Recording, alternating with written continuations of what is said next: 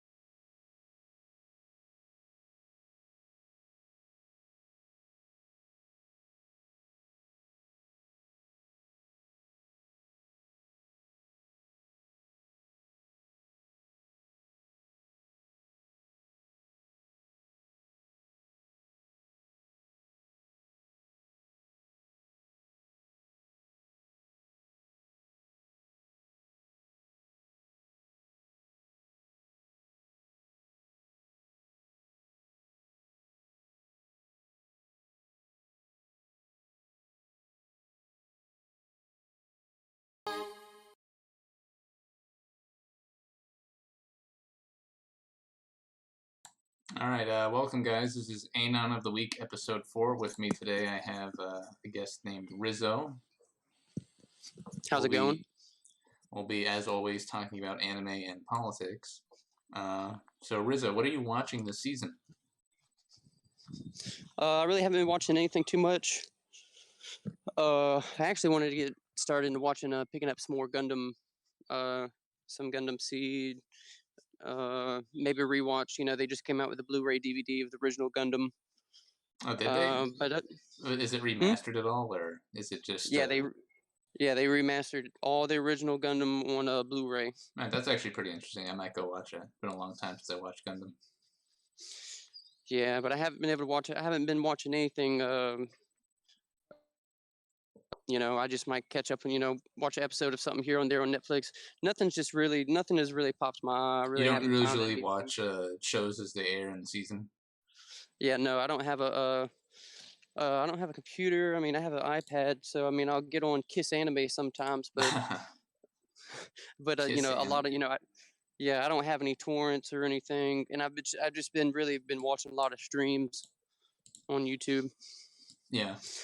Well, I mean, back in my younger days, even if you have just an iPad, you can download videos and play them back of the various anime that come out. But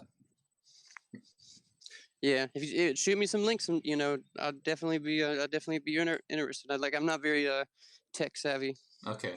I'm a simpleton. All right. So, but what anime have you seen that you would want to talk about? Well, I kind of want to talk about Princess Mononoke. Princess Mononoke. I quite like that one. I don't like the message, but I like the everything about it. Well, yeah, that's kind of what I would want to bring up, is that the message, of it. And I mean, it's pretty much. It took me a while. Like I saw it when I was real young. It was like when I was a kid. I picked it up at Blockbuster and didn't know what it was. Mm-hmm. Back when we still had Blockbuster. And I watched it and I was like, oh man, this is my favorite, my favorite anime. And then I started anime movie. And then as I got older, I'd go rent it and watch it, or, and as I got older and I started, learning more about history, it just kind of clicked in my head. I was like, oh my, they're pretty much just, they're making a analogy as far as, Western conquest into Japan. And then I started watching documentaries on Japan and learned all, how they were very isolationist. Isolationist, and, yeah. And then Western culture pretty much forced themselves, onto them, with the Dutch. Sure. And then, yeah. Well, and then I watched Samurai Champloo, and then that's where it also. Yeah, I think when I finally watched Samurai Champloo, that's where it all came full circle to me. So you became a big fan after watching the general Toonami fare. That's common, which happens a lot. But have you watched many anime series that since then online? Or I think the last one I've watched I watched Chobits for a while. But, Did I you mean, drop I don't it? remember. No, I don't. Yeah, I mean, I don't know. It's been years. It's been years since I've really sat down and watched an anime all the way through. Like I said, I'm a wage cook, so. Oh, okay. Although, yeah, that's kind of why I like seasonal anime is because it's like 20 minutes, 40 minutes a day, depending if there's 2 shows you want to watch. Yeah. See, I don't watch any I don't even watch any really TV series anymore. I think the last series I watched all the way through was The Office. Too cucked by Jewish writers. Yeah. No, too cooked by YouTube, man. YouTube really just, it really kind of caught a hold of me. Oh yeah, here's a question from the chat, Rizzo. Who's your waifu? Who's my waifu? Yeah. What's her name? The chick from Eureka 7? What's her name? Well, she's not really your waifu if you don't remember her name.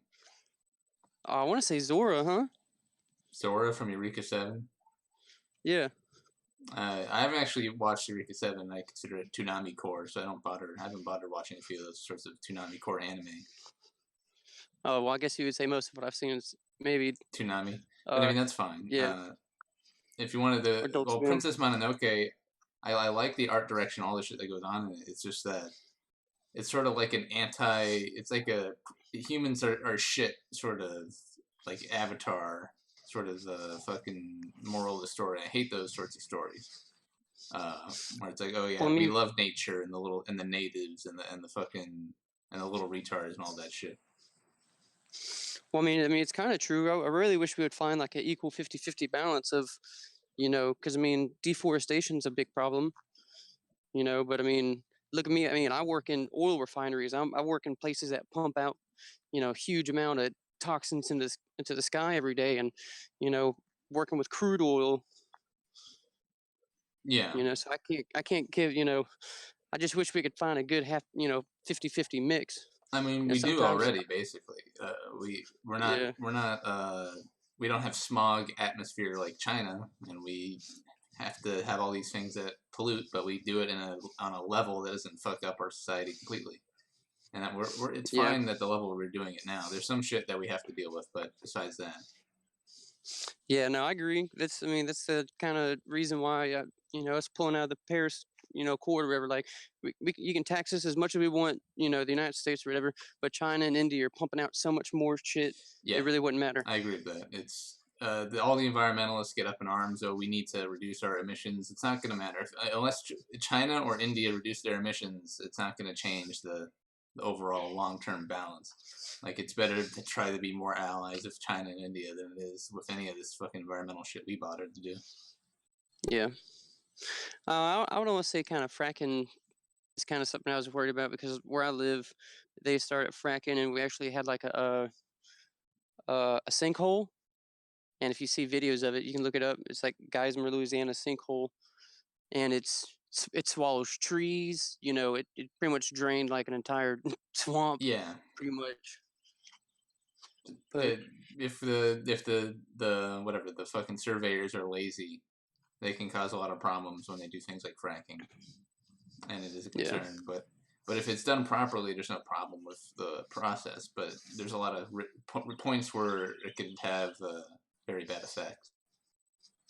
Yeah, I mean, it kind of blows my mind, how a couple years ago, when I was in high school, we were talking about, oh, we're going to, in the History Channel, like, we'll be running out of oil in 30, 40 years. We're so dependent on blah, blah. And then a couple years later, it's like, bam, we're at a surplus. Yeah, I mean, well, we overproduced, and then we just kept going on and on, thinking the oil price was gonna infinitely increase, and of course, it did not. And anyone who studies resource economics would tell you this is what was going to happen. But it's just that normally what happens, like there's a demand of a resource, people spend a bunch of money developing cheaper ways to get out of the ground, and then the price crashes. Doesn't matter what it is. Yeah. I don't know. I mean, like my roommate, he works at the United States' second largest oil reserve, and what they did is they took a bunch of old salt domes or a bunch of old salt caverns, and just filled them up with oil. And I asked him one day, I was like, well, how much, how long could we really, and this is the United States' second largest oil reserve. I said, how long would we actually be able to survive off of? He goes, 90 days.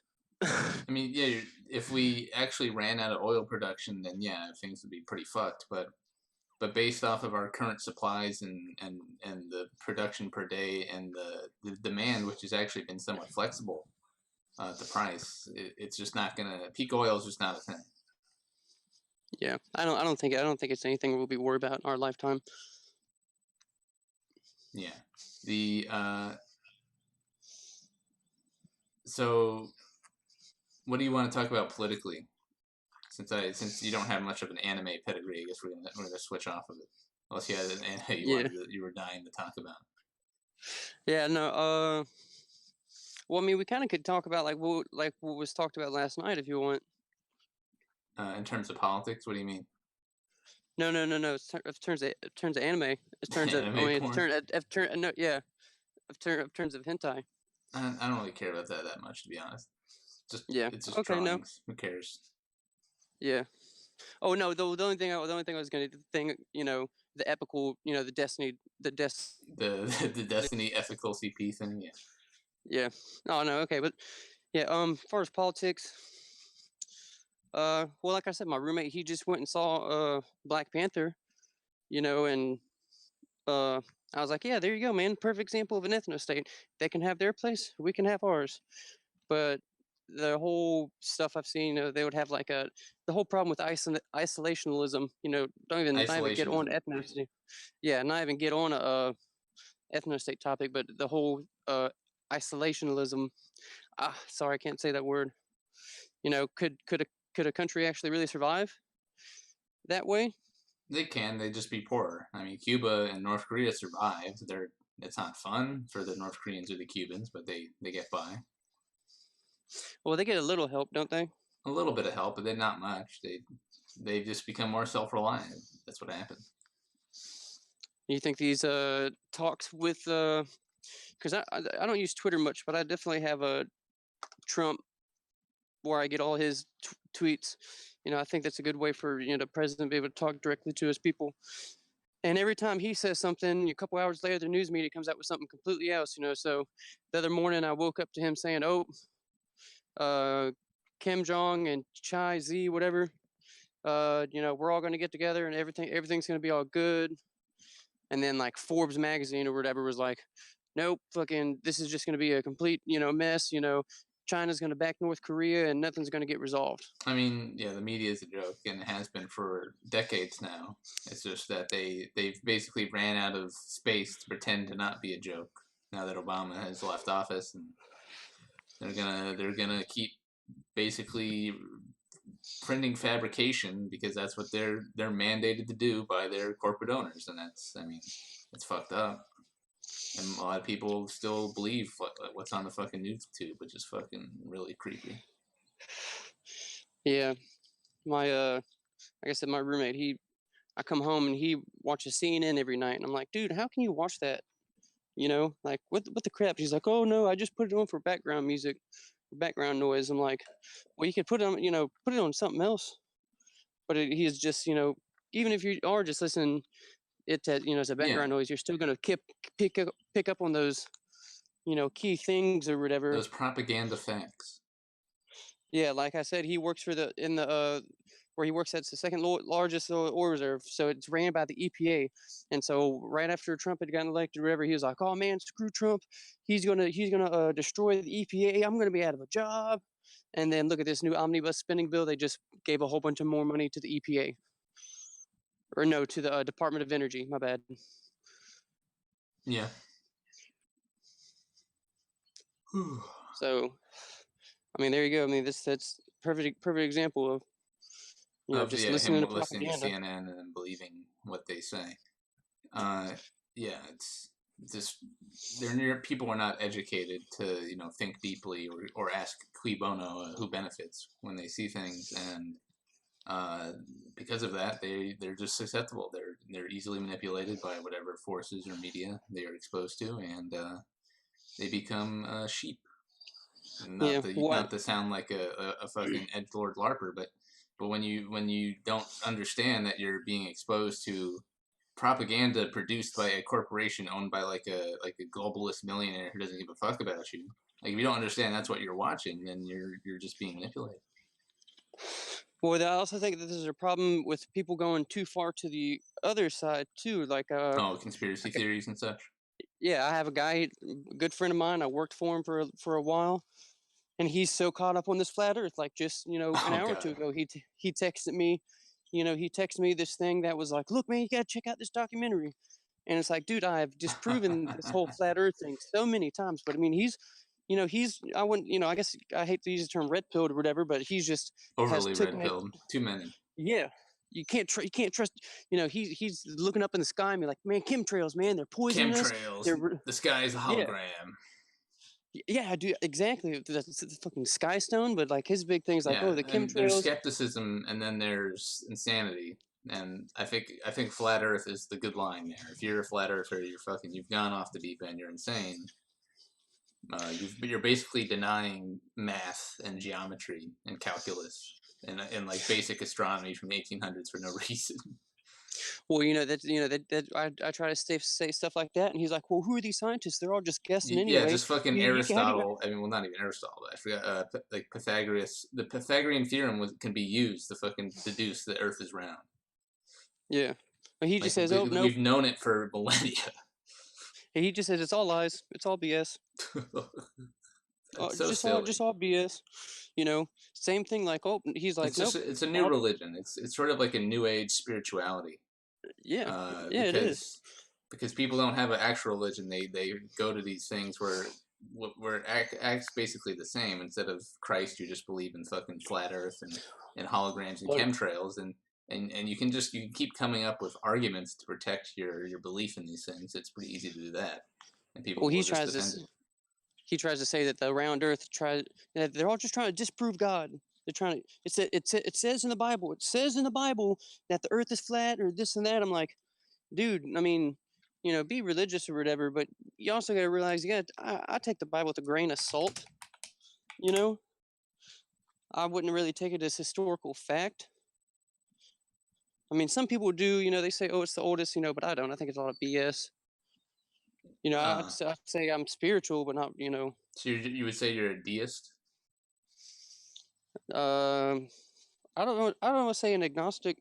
I mean, I grew up in church. I know that there's a higher power. Yeah. So whether it's you believe in a vague sense of God, but not like any hard definition or dogma. Yeah. No heaven or hell. I do believe we all have spirits. Yeah, there's a lot of casual Christians and deists, and there's always has been. How our country was founded by deists who didn't particularly believe in the church laid out view of God. We've always had a bit of an edgelord, sort of fedora tippy streak. Mm-hmm. As much as the neo-Puritans and the fucking ethno-staters, all these people who want to want to grab all these historical proofs, like, oh, we're a WASP nation, like fucking half of the founding fathers and a good portion of the founding fathers of various states were either atheists, like flat out fucking fedora tippers, or deists that the church despised. Well, I mean, you look at Britain lately, and they say every year in the UK, people become the churches get less and less and less and less and less people, and I think a lot of people always want to say, oh, Britain, they're so progressive. Nobody wants to say that. I guess I'll Britain say is Europe. the laughingstock of the world. Basically. Yeah. I mean, they are right now. They have been for a while. I mean, like if 1,400 children get raped and you don't have like a political revolution in the streets for months, you are a cucked nation. You are demoralized. You're done. Yeah. That's it for you. That's horrible. I mean, why do they even still have a monarchy? Oh, well, I mean, that's just a placeholder. I mean, that's just a holdover from the old days. It doesn't really do anything. It's But just tradition, just to hold on to yeah, a tradition. I mean, they don't really have any rule or say, whatsoever. but they're just so they're fundamentally demoralized to the core, and I don't think they'll ever get rid of their problems, and they're just doomed to be cuck made until they die and become the caliphate of fucking Londonistan. Yeah, I just think, I always try to put size proportions because like you, I come from a very small rural town. A lot of people will never leave the town or whatever, never leave, their area, so they don't really have a grasp of idea. I try to tell people, like the UK is pretty much like, I could be wrong geographically. It's like the size of Texas, and all of Europe is, Smaller than Texas. yeah, smaller than Texas. I couldn't think of a state, maybe on the same size.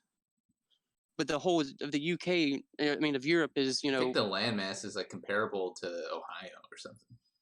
Really? Or maybe Yeah. that's a little too small. Something a bit bigger, probably maybe Nevada. Well, how would you say the United States, the continental United States, compared to the size of all of Europe, not I mean, Russia? Europe fits all of Europe fits in the United States like 3 or 4 times in terms of Yeah. landmass. And so you have all those different, I would say, every different country in Europe's kind of like a different state. Imagine going from one state to another state and people are speaking a completely different language, Yeah. and, like I said, so they're smaller, but the reason why they are so cooked is because they have all these migrants come in, over time, and they're just, There's nowhere for them to it's a go. They're white literally in genocide. their face. Yeah. They're, they have to like move up, they have to build buildings up, where I live, we don't have any 2-story houses. Yeah. A lot of people Like, have if you look at land. the UK, just a couple million Pakis, and you basically have whole sections of London that are just brown, speak Arab, and just hate whites.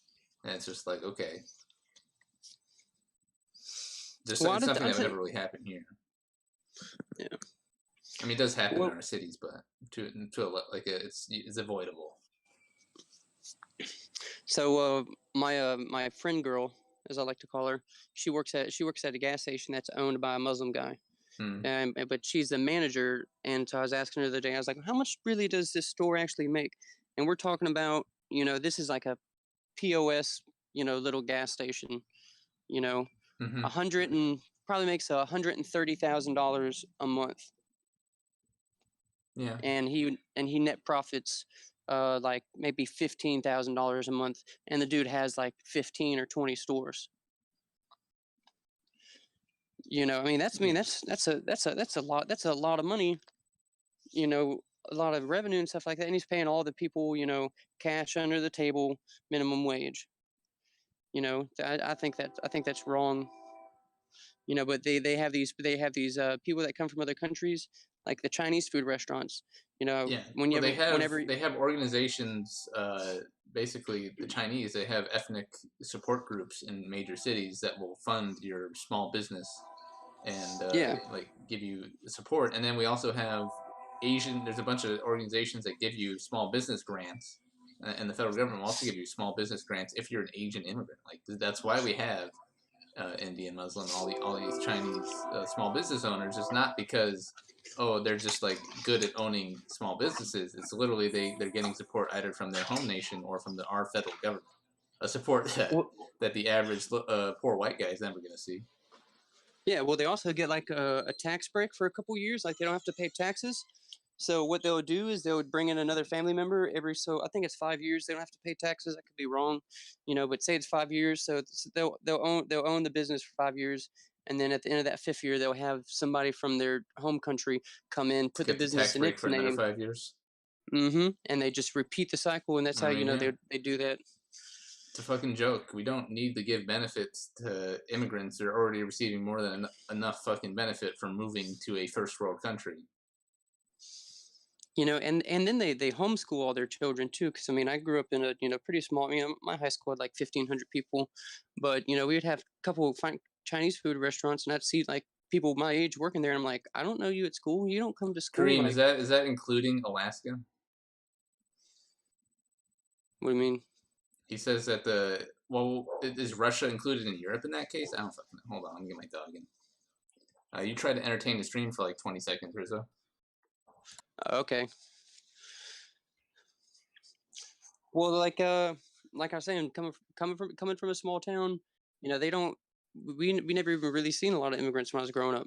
And then in the past, I'd probably say about 2005, after Hurricane Katrina was pretty big, and then we had an influx of Mexicans. I'd never had a Mexican friend, never knew any Mexicans, never, and then they all came in. And it's pretty much destroying. I live pretty close to Texas, or at the time, closer to the Mississippi than Texas, but I mean they're just flooding. They're flooding the entire South. But I can almost kind of say, I can almost give credits to the Asians for them coming in and being legit, but the people coming in from the South, they're not being legit. But I would also say that they incorporate more into society. I'm not going to say it. I don't know what the word is. Not adapt, but they integrate into society better over So what were you generations than the saying while Asian. I got up? I was saying that so I was comparing, like, so we're talking about the Asians, they come in to get all these tax breaks and stuff like that, but then you also have the Hispanics and Mexicans that come in and illegally. But I was going to say that they also uh not affiliate, but what's the word, where they integrate into society better. We'll integrate in society, assimilate. Yeah, assimilate. They assimilate better than the Asians. The Asians are still a lot more to themselves and private, as opposed to, you know, like I was saying, I never saw any Asian kids in school, but as soon as after 2005, 2006, after Hurricane Katrina came through and we had all these Mexican migrant workers come in, you know, you had all these kids in school. My mom was a ESL teacher, English as a second language, and in 2004 she maybe had one or two students.